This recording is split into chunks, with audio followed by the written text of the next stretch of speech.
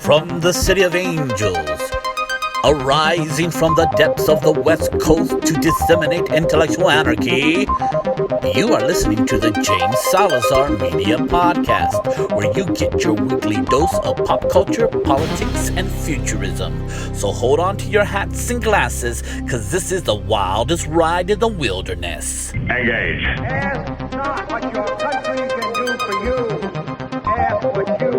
It's one small step for man, one giant leap for mankind. Say hello to my little friend. No, I am your father. I'd like to take this chance to apologize to absolutely nobody. What's up, savages? Welcome to the James Salazar Media Podcast. I'm your host, James Salazar, aka The Media. Oh, it's been a journey. Right now, I jacked up my back. It hurts. And it's threw me off my diet. I feel I've gained some weight. Taking some ibuprofen. Feel bloated as fuck. But what are you going to do? What are you going to do? You know, in life, you got to clarify your priorities. We have so many options in this society. You know, Leonardo da Vinci and Rembrandt, and they didn't have the internet. I'm pretty sure if the internet was around, they probably wouldn't have created as many things that they did. You know, you're off by yourself. Nothing's pulling you.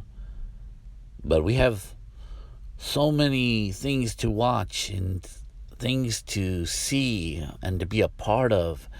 And hobbies are open to us that weren't normally open to us before. And video games and TV shows that you can binge watch. Plus, social media, all these different things. And you can get your hands in like 20 different things, and you could be moving so fast, but you're not going anywhere.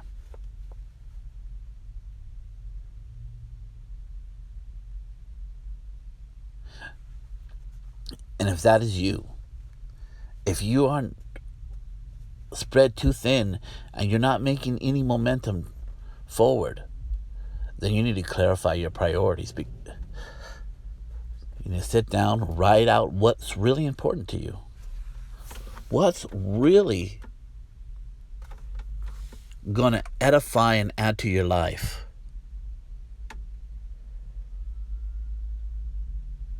Take the time.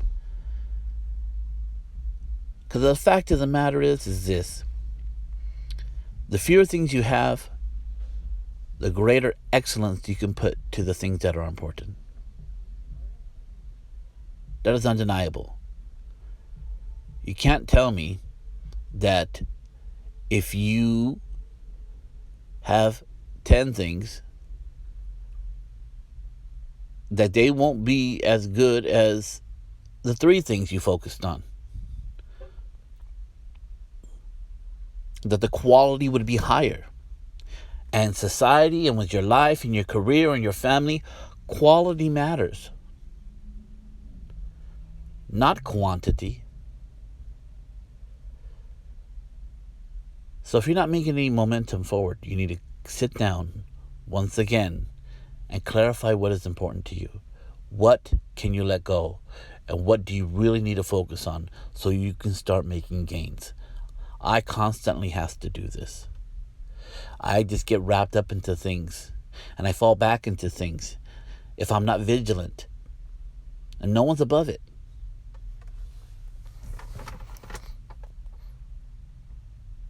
And and when you clarify, you can start focusing your energy. Clarify and focus. Focus your energy, right? Because not only you have yourself into 20 things, but they're not important.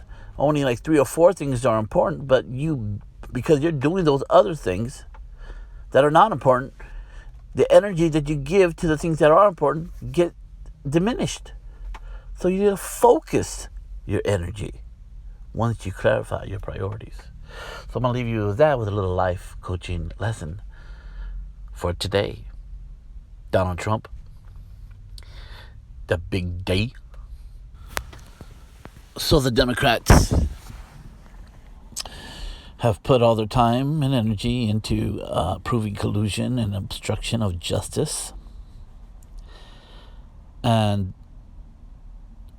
it was almost 2.5 years long wait, and how they sold this was that it was a foregone conclusion that Donald Trump was guilty of colluding with Russia to steal the election from Hillary Clinton. I mean, it was a matter of fact. And all the TV pundits were like, it's going to happen. And they were praising Mueller. And they were holding him in high esteem, thinking that he was going to expose the president for who he is. 2.5 years later, the Mueller report comes out. There's no collusion, and there's no proof of it. And you would think they would drop it. And I understand why they haven't, because they haven't really done anything for the American people. They really haven't done anything with their position in the House, except trying to get this collusion and obstruction of justice proven. They put all their eggs in one basket, and now they find out that those eggs were plastic eggs from like Easter, where you fill the chocolate in there, but there's no chocolate. So now they're trying to say it looks plastic, but they're really eggs. There's eggs in this basket. I know it looks plastic. I know they look like plastic Easter eggs, but there's actually real eggs in there. It's just Barr redacted all the proof. So they're going hard into the paint. They're holding on for dear life. White knuckle holding on to the steering wheel, taking this thing off the ramps. We know that people fled CNN and CMS, NBC, what's MSNBC, whatever, CMS. I mean, their viewership all dropped 30% because people were like, hey, okay, if this is true, this is a big deal. But it wasn't true. It was nowhere near true. And every one of their opinion shows and their news shows were saying, nope, it is true. It's a foregone conclusion. We'll see. We're going to get this guy out of here. And it's nowhere near the truth. Now they're trying to take what Barr redacted and say, there, the redacted parts is where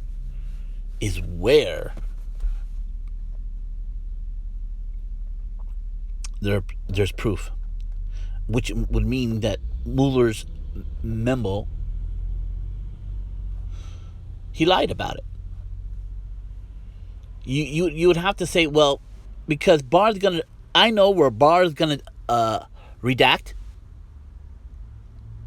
and he's gonna redact all the proof, so I might as well say the president is innocent. I don't think it works that way. But it's conspiracy theory. And let me tell you exactly what's going to happen. The Democrats are going to be able to get it unredacted, but they're not going to unredact it for the American people because they're redacted for national security. And everybody's going to come in committee, and they're going to see it. And the Democrats are going to come out and says, is there proof of obstruction? But they're going to say, no, but there's very concerning things in there. Very concerning things that the American people, if they knew, If they knew, they would be very upset. So they're going to, since the American people can't see the redacted part, they can say it said anything. And they're probably going to say, no, there was nothing there. And they're going to say, of course you're going to say there's nothing there. And the Republicans will say, of course you say there is. But they're not going to be able to prove collusion. I don't think Mueller lied. I don't think he would put himself in the position where he would just bold-faced lie, and his whole team. So, whatever. Let's get into some science fiction TV shows, fantasy TV shows, and the Endgame. So, I'm going to make this quick because I have done this podcast, the one I'm doing right now, like 5 times in a row, and I've always been interrupted. And I don't want to be interrupted no more. I'm in a place where I won't be interrupted. But now my thoughts are more concise of what I want to say about these shows. So let's start, number 1, with Avengers Endgame. So Endgame. Now, I'll make my first statement. I loved the movie. It was great. It was very entertaining, and it was always good to see those characters again and interact with each other. There was good levity. There was a lot of funny moments and that I thought were pretty funny. But overall, my first statement I'm going to make about it is I don't think it was better than Infinity War. I felt Infinity War had a better storyline and more action and more of a direction. In saying that, number 2, I was very disappointed in how they utilized the Hulk. They got this Hulk that accepts Banner and Banner who accepts Hulk, and he just became a dud. I don't know why they thought that was a good idea. I mean, comic book fans,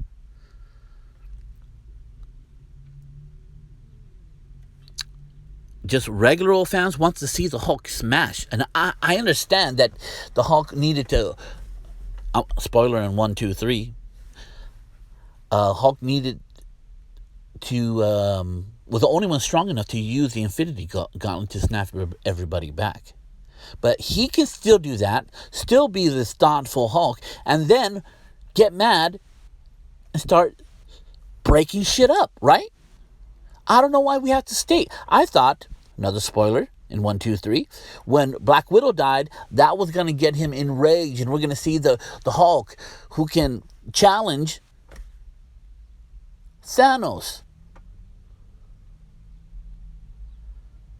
And another problem, I don't know how Thanos gets stronger and harder to fight without the Infinity Stones. He was whooping their ass. They were no match for him. But in the Infinity War, they were a match for him. And he had the Infinity Stones. Now, you could say he relied on the Infinity Stones instead of whooping their ass in the first time. Yeah, I guess you can make that statement, but it doesn't make sense. He should, with all-powerful stones, be able to defeat them quicker. But he got harder to fight. He was more dominant at the very last fight they have with him. He wins. Even in Infinity War, he gets to snap, but he loses, but he snaps. Thor comes in and practically almost kills him. And Thanos heals himself because he has the Infinity Gauntlet, but they didn't do nothing to him in this one. So I hate that inconsistency of power. And Thor has a much better weapon this time around than he had the first time. No, he never fought. He didn't have the hammer the first time. He had the axe. So, and Thor was the hero of the movie on the last one.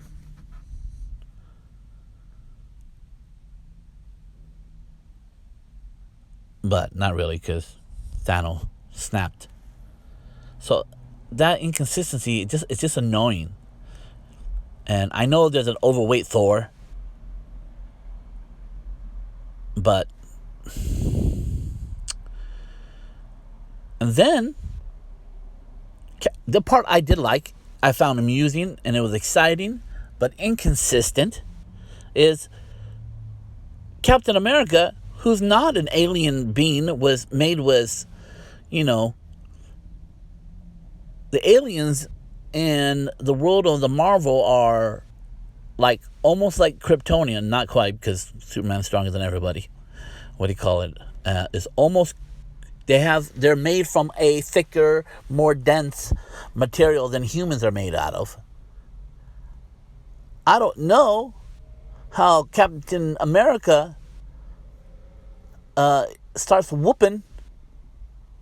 I don't care if Thor gains 100, 200 more pounds. There's no way Captain America is going to be able to hurt Thanos like Thor can. With the hammer, a lesser weapon. So, I mean, it was cool. It was a good moment. And I enjoyed it when it happened. But a little bit inconsistent. I can see Thor and Captain America teaming up. Now, I know I'm nitpicking, but I hate these inconsistencies. And let me tell you where I get this from. I'm getting this from because I'm very upset at the inconsistencies of the Star Wars movies. Now, I'm very sensitive over those things now. I'm sorry to say that, because those shit are very inconsistent. Rey has no learning curve. She's just the super Jedi, and we know about Jedis is that there's a learning curve. There's a point where you don't know shit, and then even though how powerful you are, and then there's a point where you do know shit, and then you become super powerful. Anakin Skywalker had a learning curve. Luke Skywalker had a learning curve. Obi-Wan Kenobi had a learning curve. Now maybe Captain America is more agile, and maybe because he I'll try to be an apologist. Maybe because he has to rely on less, he is more skillful at fighting. You know, DC and Marvel did a crossover where Captain America fights Batman and Batman wins, and Captain America is stronger than Batman because he's a super soldier. Batman's just a normal human being, but because he has to rely on less, his ingenuity is better, and he finds way with his tricks, but he ends up knocking him out. But he finds a way with his tricks and gadgets to beat Captain America fairly quickly. So I guess that's consistent in that way. That, but once again, people can't be that smart to beat Thanos with a hammer. I think it's wishful thinking, but I enjoyed it. The time travel was good and it wasn't good. I mean, it was simplistic. I see much better time travel stories, but I do like how they Thanos destroys the stones, but they get the stones from the past to defeat him. Now they're gonna take him back, so now there's a world without stones. So going forward in the Marvel universe, the stones are not there. So whatever next threat comes, stones will not be used at all. So, and also for Doctor Strange, he doesn't have the Eye of Agamotto anymore. And that conversation between the Hulk and the Sorcerer Supreme is sort of left some open-ended storylines about what's going on in the universe, and we're going to see the Guardians of the Galaxy deal with certain situations. I hope they redeem the Hulk, because that was bunk, and I don't know who wrote that. It's almost as stupid as Luke Skywalker dying of meditation. Okay, so that's what I have to say about that. Number 2, The Game of Thrones. Now, when I bought the tickets to Avengers Endgame, I knew exactly what was going to happen. I knew two or one of the characters were going to die, or be written out of the stories. But there was three major characters, which is fine. And I knew they were going to defeat Thanos, and I knew it was going to be a time traveling story. But on the third episode of the Game of Thrones, I had no idea how it was going to end. I thought that Jon Snow was going to find a way to kill the Night King. But that doesn't happen. Spoilers in 1, 2, 3. And the internet has probably ruined it for you if you haven't watched it yet. Try to forget that if you're about to watch the show. But when Jon Snow was fighting that dragon, I thought to myself, I have no idea how they're going to get out of this. And quite frankly, I thought a lot of people were going to die right there. And Jon Snow and Daenerys were somehow going to get out of that situation. Or after he killed Bran, the Night King, that he just pulled his forces back and started heading to King's Landing. And just the Night King finishing the job there, had no, care to deal with anybody else. He just takes his evil army of the dead and starts walking towards King's Landing. That's how I thought at that moment, where Jon Snow he was no way he was going to get to Bran. I was shocked when you see Arya, spoilers in 1, 2, 3, fly through the air and get him. Well, not get him. He catches her, and I'm like, oh, she's going to die too. And then she drops the knife and shoves it in his heart, and she single-handedly saves the day. I did not expect that, because you don't see her for the last half hour. She suddenly disappears out of the blue. Melisandre says something to her about eyes, and she kills a lot of people. She looks at her and then takes off. Obviously, she hinted out to her that she's the one that's supposed to kill the Night King. And she does that. So it was a fabulous episode. It was visually stunning. I was super impressed with the fight scene and all the ebbs and flows. But when you're watching this thing, you don't know how they're going to get out of this. You don't know how Daenerys is going to get out of this. I was like, are they going to kill her off and leave it to Jon Snow to go on King's Landing? Or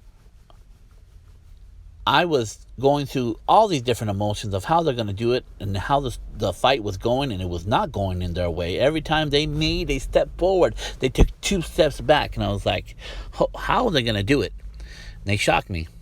And that's why Game of Thrones is the best TV show that's ever been around, because you don't expect it. You can't read it.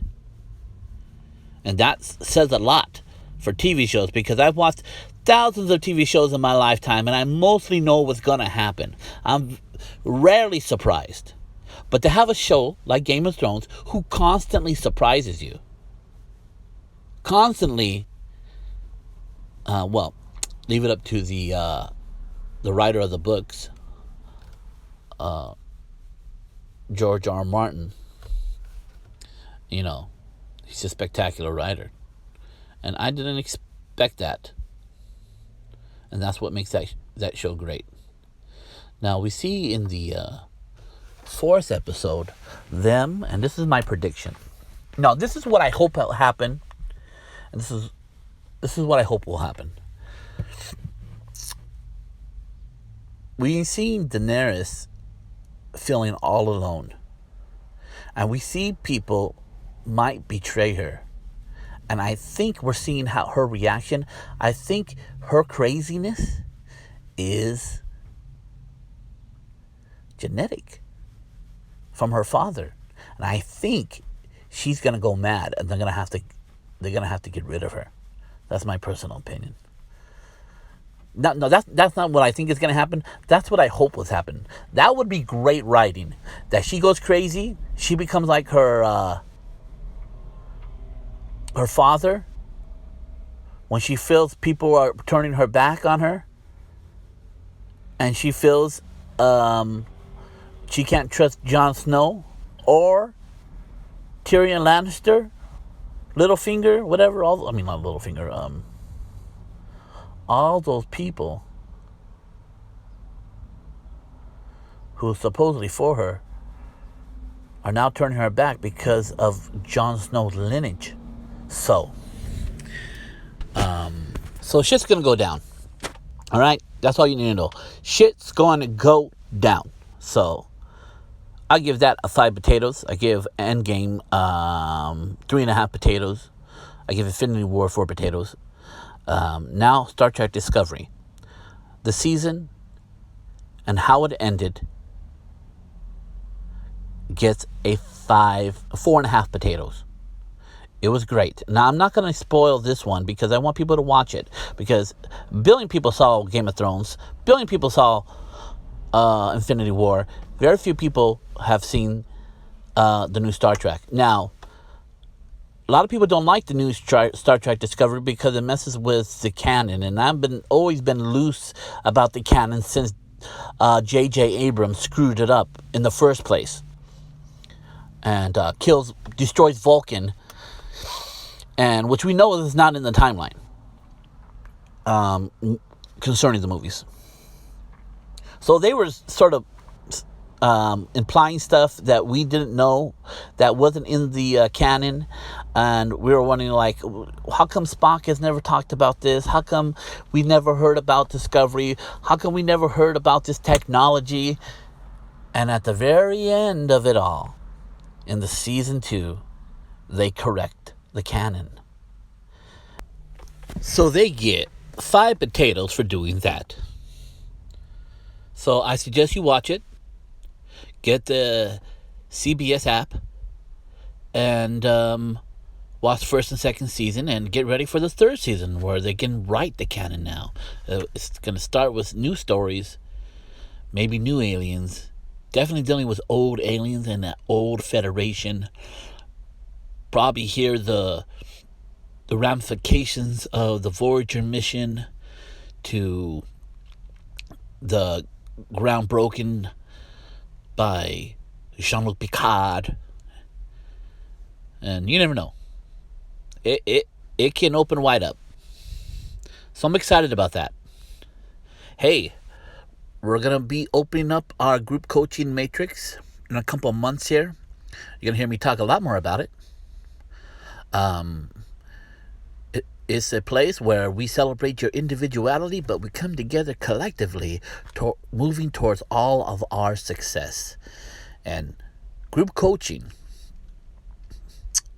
gets great results. You want to know why? And let me tell you why. Because when you make a commitment to your coach, and it's just between you and him, you only get embarrassed by your coach. And you can just sort of like, pay more money. And we'll work at it again.